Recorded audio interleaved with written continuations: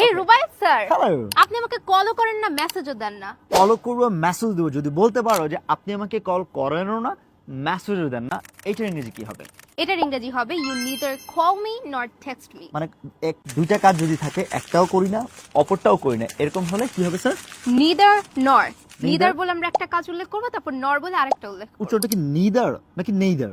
এটা দুই ভাবে ইউজ করতে পারি, হয় নিদার অথবা নাইদার। ওকে, আমরা একটু প্র্যাকটিস করি। হ্যাঁ, আমি খাইও না, ঘুমাইও না, আই নিদার ইট নর স্লিপ। আমি লিখিও না, বলিও না, আই নিদার রাইট নর টক। আম্মু রান্না করেও না, কথাও বলে না, মম নিদার কুকস নর টক্স। সে নাচেও না, গায়ও না। শি নিদার ডান্সেস নর সিংস আ সং। তুমি ইংরেজি শিখোও না, বলোও না। এটার ইংরেজি আপনারা বলবেন কমেন্ট সেকশনে। এরকম ভিডিও আরো পেতে এখনই আমাদের ফলো করুন।